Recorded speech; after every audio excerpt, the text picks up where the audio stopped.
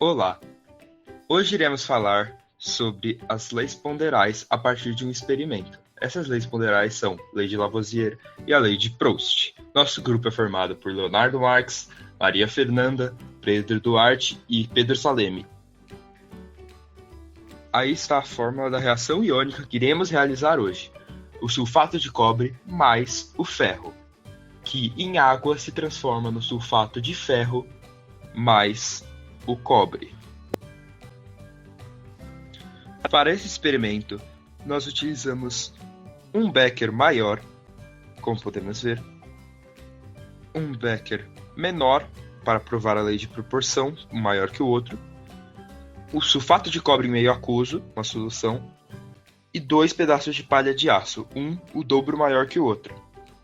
Primeiro iniciamos colocando sulfato de cobre na proveta graduada, para ter uma precisão maior. Depois medimos 0,5 gramas de palha de aço. Colocamos sulfato de cobre no becker em cima da balança, para podermos verificar a massa, 58,689. Depois adicionamos a palha de aço, como podemos ver, para iniciarmos a reação finalmente. Deixamos mergulhado por um tempo, como podemos ver nessa time-lapse.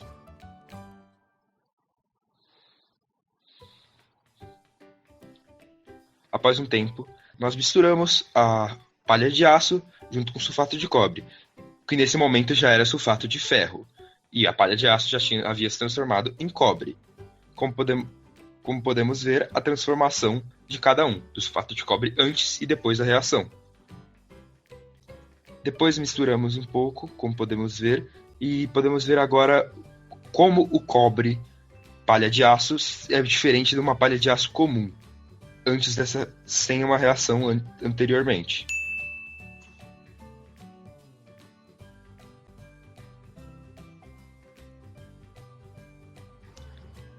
Agora, como podemos explicar a lei de Lavoisier a partir desse experimento?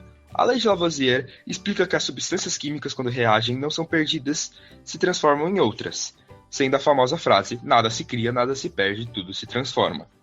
Podemos explicar isso nesse experimento a partir dessa fórmula, da fórmula padrão, com 0,543 mais 58,689, 59,232, antes da reação, e depois da reação, sendo 59,097, havendo uma conservação das massas, com praticamente com a mesma massa que tinha anteriormente, antes da reação, a mesma massa dos produtos somados e dos reagentes somados.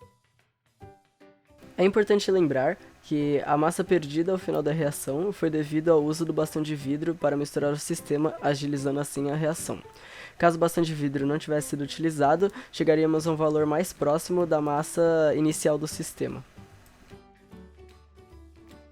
Depois, iniciamos de novo o outro experimento, igual, só que dessa vez com o dobro de sulfato de cobre e o dobro de palha de aço.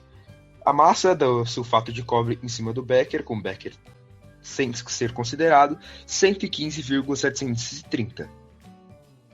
Depois misturar a grama de palha de aço. Misturamos e podemos ver a reação. Esperamos um tempo por essa reação.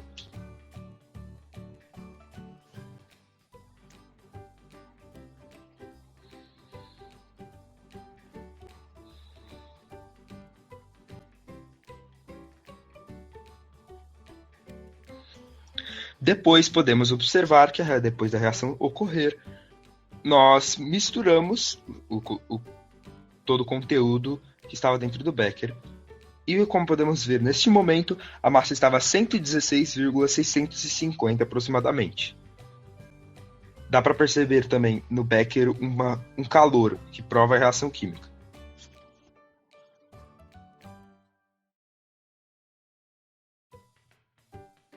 Agora, vou falar um pouco sobre a lei de Proust, a lei da proporção das massas, que diz que uma determinada substância composta é formada por substâncias mais simples unidas sempre na mesma proporção em massa. Vamos analisar essa lei a partir primeiramente da lei de Lavoisier, pois elas estão interligadas, onde 116,741 gramas antes da reação e 116,650 depois da reação, com uma conservação das massas com a perda já explicada. Depois, podemos explicar a lei de Proust em si, onde nesse experimento deu 116,650, que é o experimento 2. Já no experimento 1, 59,097, sendo o experimento 2 duas vezes maior que o experimento 1, porque pegamos o dobro dos reagentes.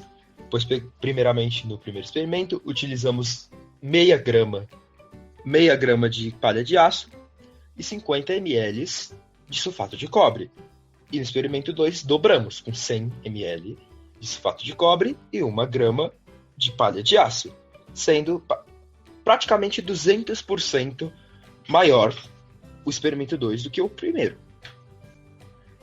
Isso prova a lei de Proust, porque é a proporção das massas, onde por nós termos feito duas vezes mais cada um dos dois reagentes, o produto também daria duas vezes maior no segundo experimento do que no primeiro experimento.